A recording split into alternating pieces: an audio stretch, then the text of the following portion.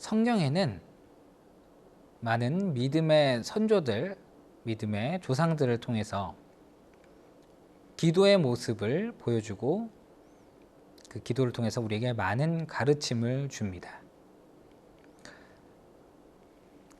특히 다윗은 하나님과의 기도를 통해 끊임없이 대화하였고 하나님 앞에 자신의 죄를 회개하며 항상 하나님께 묻는 모습을 보여줍니다. 그리고 이사야는 기도로 하나님께 순종하였고 응답받는 모습을 보여줍니다. 그리고 사무엘은 기도하는 것을 쉬는 죄를 범하지 않는다라고 말을 하며 이 기도는 하나님과의 호흡, 영적인 호흡이라고 우리에게 가르침을 줍니다. 또한 하박국 선지자는 기도를 통해서 하나님 은혜에 감사하며 모든 것이 하나님 은혜임을, 모든 상황이 하나님 은혜임을 고백합니다. 이처럼 믿음의 선조들을 통해서 이 기도의 가르침을 성경은 말하고 있는데 오늘은 그 중에서 예수님께서 기도를 통해 우리에게 가르쳐 주시는 이 가르침을 한번 살펴보고자 합니다. 특히나 우리 고등부는 예배 말미에 예배가 끝날 때 예수님이 가르쳐 주신 이 주기도문을 통해서 예배를 마치는데 과연 우리가 하는 이 주기도문 속에는 어떤 의미가 있는지 예수님께서는 어떤 의미로 우리에게 이 기도를 가르쳐 주셨는지 좀 더 살펴보고자 합니다.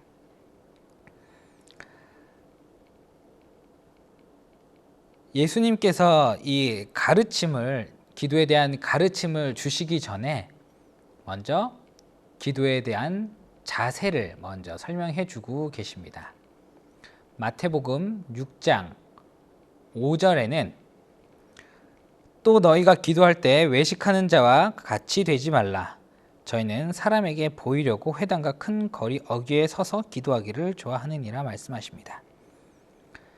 이 외식하는 자와 같이 되지 말라 말씀하시는데 이 외식하는 자들이란 누구일까요? 외식하는 자들이란 당시 종교 지도자들을 의미합니다. 이 종교 지도자들이 하나님 말씀을 전하고 가르칠 때 많은 이스라엘 백성들이 그 가르침에 순종하였습니다.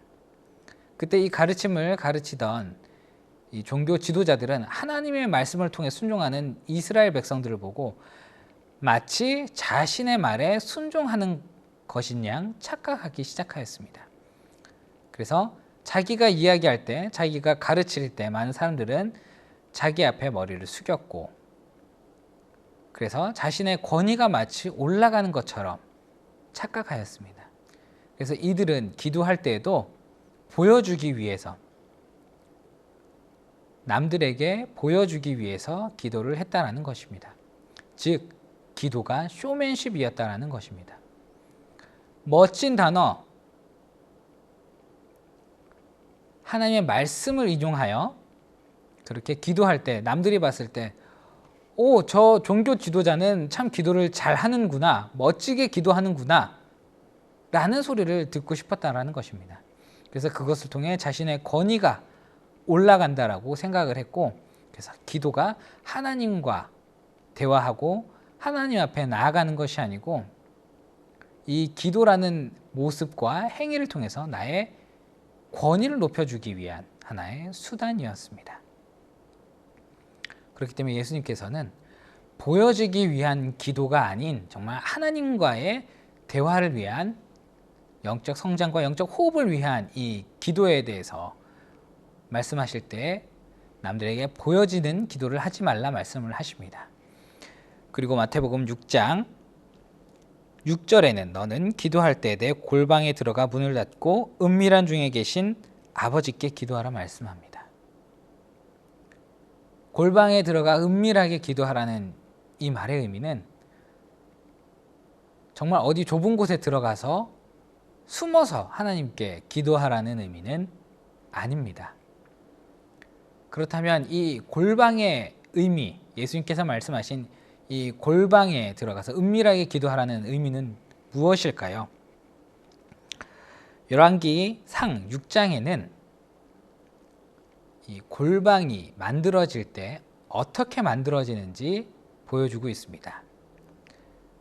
이 골방이라는 곳은 솔로몬이 성전을 지을 때 같이 만들어진 공간 중에 하나입니다. 그런데 이 공간은 어떤 공간이냐면 열왕기상 6장 5절에 또 전의 벽 곧 성소와 지성소의 벽에 연접하여 돌아가며 다락들을 건축하되 다락마다 돌아가며 골방들을 만들었으니 이야기합니다. 이 전이라는 것은 성전을 의미합니다. 그 성전에서도 특히나 성소와 지성소에 연접하여, 그러니까 예수님 하나님께 예배드리는 그 장소의 옆에 근처에 하나님께 나아가는 가장 가까운 곳에 이 골방이 만들어졌다라는 것입니다. 그러면 이 골방은 하나님과 예배하는, 하나님을 만나기 위한 가장 가까운 장소에 만들어졌으며, 또한 이 장소를 들어가기 위해서는 쉽게 들어갈 수 있는 구조는 아닙니다. 이 공간을 들어가기 위해서 다락을 지나서 가게 되는데, 이 다락은 보통 5규빗, 6규빗, 7규빗의 공간을 통해 이 골방으로 진입을 하게 됩니다. 한 규빗이라는 이 단위는 당시 이스라엘 백성들의 성인들, 이스라엘 백성들 중에서도 남자 성인들의 팔 끝에서 팔꿈치까지의 이 길이를 한 규빗이라고 말을 하는데, 오늘날 우리가 대략 봤을 때는 약 한 45cm 내외, 그것이 당시 이제 성인들의 팔 끝에서, 손가락 끝에서 팔꿈치까지의 이 길이라고 합니다. 그래서 이 45cm의 길이가 5개 정도 되는 이 5규빗, 그러니까 지금 오늘날로 치면 약 한 평 정도, 2m가 조금 안 되거나 2m가 조금 넘는 정도, 약 한 평 정도 내외의 공간을 통해서 이 공간에 나선형의 계단을 통해 올라가는 구조가 이 골방이라는 것입니다. 이 좁은 공간을 통해서 주변 계단을 따라서 올라가는 작은 공간, 남들이 쉽게 접근할 수 없는, 어떻게 보면 정말 집중할 수 있는 좁은 공간, 그것이 골방이라는 것입니다. 그리고 또한 이 성전이 만들어지고 골방이 만들어졌을 때 그냥 만들어진 것이 아닙니다. 열왕기상 6장 7절에는 이 전은 건축할 때 돌을 뜨는 곳에서 치석하고 가져다가 건축하였으므로 건축하는 동안에 전 속에서는 방망이나 도끼나 모든 철 연장 소리가 들리지 아니하였으며 라고 이야기합니다. 치석하였다라는 것은 미리 수치를 다 재고 준비를 했다라는 것입니다. 하나님의 성전이 지어지기 위해서, 이 골방이 지어지기 위해서는 미리 준비했다라는 것입니다. 미리 준비되어지고, 이 준비되어진 이 성전 안에서는 이 겉에 성전에 주변에 공사를 할 때 주변 소리가 들리지 않았다라고 이야기합니다. 즉 외부의 소리가 차단된, 하나님께만 집중할 수 있는 장소 중 하나가 바로 골방이었다라는 것입니다.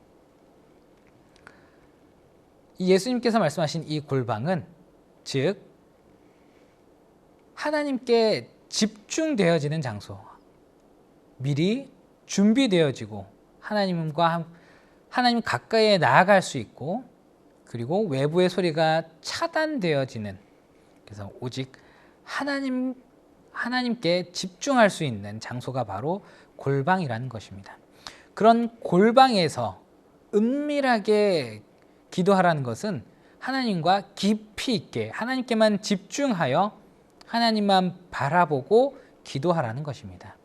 예수님께서 말씀하시는 이 기도의 자세는 남들에게 보여지는 것이 아니고 오직 하나님 앞에 준비되어져서 나가서 하나님께만 집중하는 그런 기도, 그것이 바로 올바른 기도의 자세라는 것입니다. 그리고 또한 예수님께서는 중언부언하지 말라고 말씀하십니다. 이방인처럼 중언부언하지 말라. 그것은 그냥 주저리 하나님 앞에 이야기하는 것이 아니고 내가 하고 싶은 말, 내 생각만 쏟아놓는 것이 아니고 정말 하나님 앞에 드려야 되는 기도가 있다라는 것입니다. 하나님 앞에 해야 하는 이야기, 하나님과 해야 되는 대화, 그것이 필요하다는 것입니다. 내가 하고 싶은 말, 그 다음에 내 얘기만 하는 것이 기도가 아니라는 것입니다. 그렇다면 예수님께서 말씀하시는 기도란 무엇일까요? 첫째로 예수님께서 기도를 통해서 우리에게 주시는 가르침은 하나님의 뜻을 구하는 것입니다.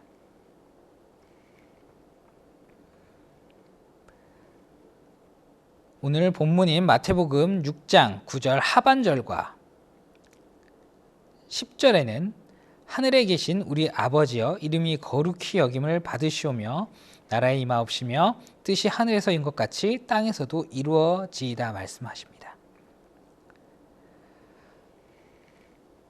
제일 먼저 우리가 기도할 때 해야 되는 것은 하나님의 이름을 높여드리는, 하나님이 삶의 주인이시고 이 천지를 만드신 유일신이며 통치자라는 것을 기억하는 것입니다. 그리고 그 하나님의 뜻, 그 뜻이 하늘에서 이루어진 것처럼 땅에서도 이루어지게 해달라는 기도입니다. 예수님께서 말씀하시는 이 기도의 첫 번째 자세, 첫 번째 가르침은 하나님이 삶의 주인임을 고백하는 것, 우리의 삶의 주인이고 유일신이시며 이 천지 만물을 창조하신 통치자라는 것을 인정하는 데서부터 출발합니다. 그리고 그 하나님의 뜻, 그 뜻을 구하는 것이 기도의 첫 번째인 것입니다. 하나님의 뜻은 과연 무엇일까요? 하나님께서 이 세상 천지 만물을 지으셨을 때, 하나님은 우리 인간을 지으셨을 때 어떤 마음이셨을까요? 네, 하나님이 인간을 지은 이유는 영광받기 위함이라고 성경은 이야기합니다. 우리를 통해서, 우리와 하나님과의 관계를 통해서 소통하고 우리는 하나님 앞에 순종하며 하나님을 찬양하고 하나님의 뜻을 구하는, 하나님의 계획과 섭리를 구하는 것이 우리를 만들고 이 천지 만물을 만드셨던 하나님의 뜻입니다. 그래서 우리와의 관계를 회복하기 위한 이 하나님의 뜻, 우리와 소통하기 원하시고 우리가 하나님 안에 거하기 원하시고 우리가 하나님의 자녀로서 하나님과 동행하는 삶을 사는 그것이 바로 우리가 기도를 통해 구해야 하는 하나님의 첫 번째 뜻이자 첫 번째 가르침인 것입니다. 우리가 하나님 앞에 기도할 때는 제일 먼저 하나님의 뜻을 바르게 깨닫게 해달라고 우리는 기도해야 한다는 것입니다. 그래서 하나님의 올바른 뜻이 무엇인지, 하나님이 나에게 말씀하시고자 하는 것이 무엇인지, 나를 통해 하나님이 이루어가시고자 하는 것이 무엇인지 바르게 깨달아야 한다는 것, 그것이 기도의 첫 번째 출발이자 가르침이라는 것입니다. 그리고 두 번째 기도를 통해서 예수님께서 우리에게 가르쳐 주시는 것은 하나님의 은혜입니다. 11절에는 오늘날 우리에게 일용할 양식을 주옵시고 라고 말씀하고 있습니다. 일용할 양식을 주신다는 것인데, 우리 사람은 먹지 않고는 살아갈 수 없는 존재입니다. 그렇기 때문에 가장 우리에게 필요한 것, 먹는 것을 하나님께서는 채워주신다라는 것입니다. 그리고 그 채워주실 것을 믿고 고백하는 것이기도 하며, 또한 이전에 채워주셨던 그 필요의 은혜, 그것을 기억하는 것이기도 합니다. 우리가 죽지 않고 매일매일 살아가는 이유는 음식을 먹기 때문입니다. 그 음식을 통해 우리는 매일매일 힘을 얻고 하루를 살아갑니다. 그 일용할 양식을 달라는 것은 우리의 가장 필요이기도 하며, 모든 사람에게 필요이기도 합니다. 누구나 하나님의 은혜를 베풀어 달라는 이야기이기도 한 것입니다. 예수를 믿는 사람에게 뿐만 아니고 예수를 믿지 않는 모든 사람에게 하나님은 공평하게 은혜를 베풀어 주고 계시다는 것입니다. 그래서 일용할 양식, 정말 이 하나님의 은혜를 달라고 우리는 기도하게 되는 것입니다. 그리고 이 일용할 양식이라는 것은 단순히 육체적 의미의 일용할 양식만 이야기하는 것은 아닙니다. 또한 우리 영적인 양식인 하나님 말씀을 달라는 의미이기도 합니다. 우리가 언뜻 생각하기에 우리는 육체적으로만 건강하면 잘 살아갈 것이라고 생각을 합니다. 그러나 우리가 영이 무너질 때, 우리가 예수님을 모르고 예수님을 떠나 살 때 우리는 죽음의 길로 가게 됩니다. 예수님께서 40일간 금식하시고 광야에서 금식이 다 끝나신 후에 이 마귀의 사단의 시험을 받을 때 받으셨던 첫 번째 시험은 돌이 떡이 되게 하라는 것이었습니다. 그때 예수님께서는 이 마귀에게 말씀하시기를 사람이 떡으로만 살 것이 아니요 하나님 입으로 나오는 말씀으로 산다라고 말씀하셨습니다. 즉 우리가 살아가는 것은 육체에 필요한 이 영양소뿐만 아니고 영적인 영양소인 하나님 말씀이 있을 때 우리는 죽음의 길이 아닌 생명의 길로 가게 된다는 것입니다. 그렇기 때문에 우리는 영적인 양식도 필요하다는 것입니다. 우리가 매일매일 하나님의 말씀을 듣고 하나님 말씀을 깨달아 그 말씀을 통해 우리가 새 힘을 얻어야지만 우리는 하루를 살아갈 수 있다라는 것입니다. 그리고 또한 하나님께서는 우리 사람에게 영적인 은혜와 육체의 은혜를 매일매일 부어주시지만 그 이전에도 우리에게 은혜를 베풀어 주셨다는 것을 기억해야 된다는 것입니다. 아마 이 말씀을 들었을 당시 유대인들에게 이 양식하면 제일 먼저 떠올랐을 이미지는, 생각은 아마 모세를 통해 출애굽을 하고 광야에서 살았을 당시였을 것입니다. 아무것도 먹을 것이 없고 힘들었던 그 시절에 하나님께서 만나와 메추라기를 통해서 먹이시고 지키고 보호하셨던 그 은혜, 매일매일 하나님께서 직접 양식을 공급해 주셨던 그 은혜, 그것이 아마 제일 먼저 떠올랐을지도 모릅니다.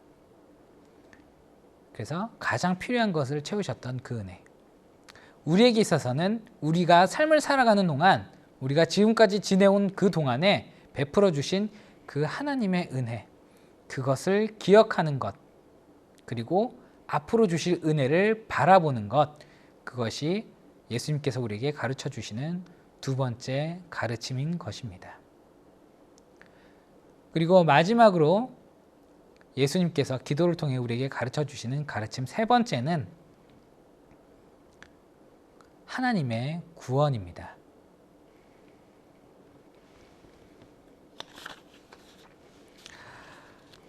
우리가 불순종으로 인해 죽을 수밖에 없고 우리가 죽음 가운데 살아가야 하지만 우리를 구원하셔서 우리를 용서하셔서 하나님의 은혜 가운데 하나님의 영생을 주신 그 하나님의 구원, 하나님의 사랑, 그것을 생각하며 감사하는 것, 그것이 우리가 기도할 때 우리 기도에 있어야 하는 하나님께서 가르쳐 주시는 가르침인 것입니다. 12절과 13절은 우리가 우리에게 죄 지은 자를 사여 준 것 같이 우리 죄를 사여 주옵시고 우리를 시험에 들게 하지 마옵시고 다만 악에서 구하옵소서 말씀합니다. 또한 나라와 권세와 영광이 아버지께 영원히 있다라고 고백하고 있습니다. 우리는 죄를 짓고 죽음 가운데 살아갈 수밖에 없는 존재이지만 하나님께서는 우리가 하나님 앞에 회개하고 자복할 때 우리 죄를 용서하시고 기억하지 않으신다라는 것입니다. 그리고 우리를 생명의 길인 하나님 나라에 들어가게 하신다는 것입니다. 우리가 하나님을 떠나서 죄를 짓고 죽음의 길로 갈 수밖에 없었던 우리를 구원하신 그 하나님의 은혜, 그리고 우리가 매일매일 사단의 유혹과 시험 앞에 무너지지만 그럼에도 불구하고 넘어져서 끝나는 것이 아니고 우리가 그 넘어짐을 통해 또 일어나고 성장할 수 있게 우리를 도와달라고 하나님께 요청드리는 것, 그 기도가 우리 삶 가운데 필요하다라고 예수님은 말씀하고 계신 것입니다. 이처럼 예수님은 이 기도를 통해서 우리에게 하나님의 뜻을 구하고 하나님 은혜에 감사하며 구원에 감사하며 그로 인해 하나님과 깊이 교제하고 하나님께 순종하며 하나님과 동행하는 삶을 살아가길 원하신다라는 것입니다. 주 기도문, 예수님이 가르쳐 주신 이 기도문을 통해서 우리가 하나님 앞에 기도드리고 나아가야 할 삶의 방향은 내 하고 싶은 이야기, 내 뜻만 하나님께 전달하는 것이 아니고 하나님의 뜻을 구하고 하나님께 감사하며 하나님께 요청드리는 자세가 필요하다라는 것입니다. 이 예수님께서 알려주신 기도를 통해서 하나님과 교제하고 성장하며 정말 주님만 바라보는 우리 고등부 모든 학생들 되기를 주님의 이름으로 축복합니다. 기도하겠습니다. 사랑의 하나님, 감사합니다. 오늘 예수님의 가르침을 통해 우리가 우리 삶에 있어서 기도를 어떻게 해야 되는지 다시 한번 되돌아보게 됩니다. 우리가 우리 필요와 우리의 원하는 것만 하나님께 구하는 것이 아니고 우리가 정말 하나님께 깊이 하나님과 대화하며 오직 하나님만 집중하며 그 가운데에서 하나님의 뜻을 구하고 하나님의 베풀어 주셨던 은혜를 감사하며 구원을 기억함으로 주님 앞에 나아가는 고등부 모든 학생들, 우리 개봉교회 고등부 될 수 있도록 인도하여 주시옵소서. 예수님이 가르쳐 주신 이 기도를 통해서 우리가 기도할 때 하나님을 생각하고 온전히 하나님만 바라보게 도와주시옵소서. 살아계신 예수 그리스도 이름으로 감사 기도드립니다. 아멘.